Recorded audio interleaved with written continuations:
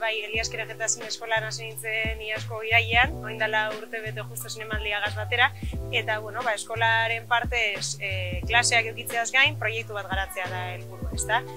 Kasualitatea edo ez, justo eskolan gai bat aukeratu behar nuen unean, nire herrian ekimen bat sortu zen,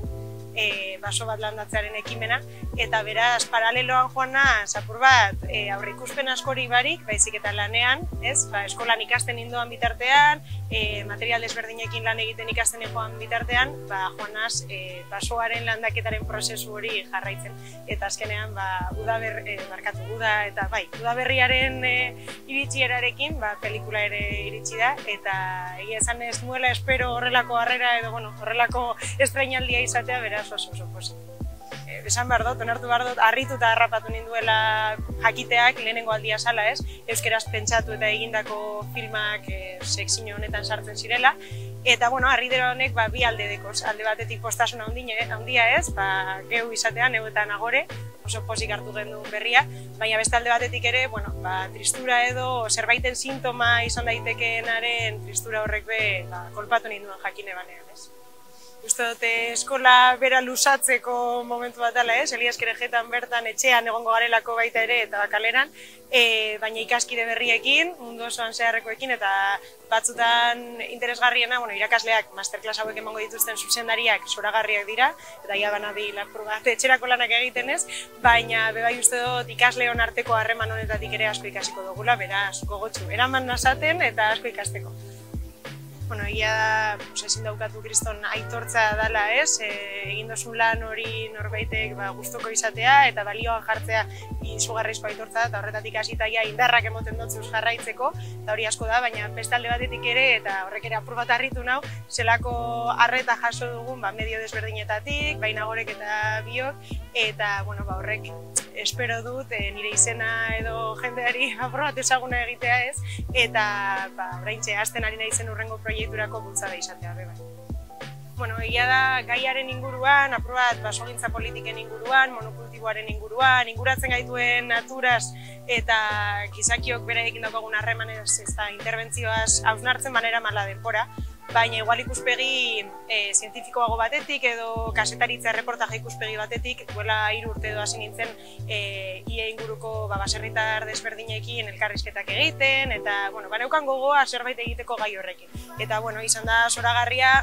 alde batetik, ni sentitu nahizelako ekimenaren parte herritar bezala, baina beste alde batetik uste dut aukera edo privilegio eduki dudala ekimena bera apur bat kanpotik ikusteko eta hausnartzeko ekimenari buruz, alde onak, alde txarrak, sortu aldiren zalantzak, baso bat landatzea ea posible dan, ia ze puntutara arte gure ardura dan, edo ze ondori ukiko dituen ekimen honek, eta alegindu naiz hori plazaratzen herritar bezala bebai pelikulanetan. Egia da, erabaki hartu nuenean kostatu zitzaidala bere momentuan digitala eta analogikoaren artean, dauzkalako hausnartzeko kontua delako horratzean, erabaki hartu nuenean Bolex batekin filmatuko nuela, hau da 6 mm kamera txiki bat, kamera honek ez dauka motorerik, korda dauka, eta beraz soinua handia ateratzen dau, gainera planoak ezin dira 30 segundu baino luzeagoak izan, eta guzti horrek azkenean ondorio zuzena dauka emaitzean, Hala ere, ni beti edo lan egiteko modua, estilo bat lantzen edo bilatzen abilen horretan, beti alegintzen naiz soinuari, irudiari besteko pisua edo gehiago ematen, uste dudalako askotan beste alde batera izten den esparrua dela eta nire uste zinemaren erramienta oso potentea dela. Gehien bat, giroak osatzeko, bertan, ekimenean bertanik jasotzen dituen gauza asko, iruditzen zitzaidelako irudiarekin bakarrik eta soinu sinkronikoarekin bakarrik ezin zitezkela transmititu, Eta horregatik uste du soinuak badaukala gaitasuna iradokitzeko eta ikuslearengan jartzeko hein handi batean pelikula bera handitzeko modua edo, eta horregatik, egia da lan handia egin dugula, aipatu behar dut prozesu honetan lagundu nautela edo nirekin ibili direla Aizpea de Hatxa Kantzel eta Malen Nicholson, beraiek soinuan aritu direla, eta irudian analogikoan esperientzia apur bat gehiago daukan Ernesto Martínez Bucio ikaskideak itoki ditu da. Egia da niretzako pari bat izan dela Santi Salvadorrek esan zuenan prest zegoela pelikulan parte hartzeko. Esan bezala lehenengo aldia da estudio profesional batean eta, bueno, horrelako soinu langile profesional batekin lan egiten dudana, eta azkenean noizko basua niretzako gauza asko ikasteko erraminta edo prozesua izan da, eta postprodukzioan ikasi dut pila bat izugarri Santiren estudioan. Berak, kriston mimos egiten dau lan, oso gertukoa da, eta berehala legintzen da ulertzen zer egin nahi duzun soinuarekin, eta esan bezala nire proiektuan uste dut soinuak pisu handia daukala, beraz, izan da laginda del pastel, esaten dana Santirekin lan egitea. Eta egia da sortea eduki nuela, ez?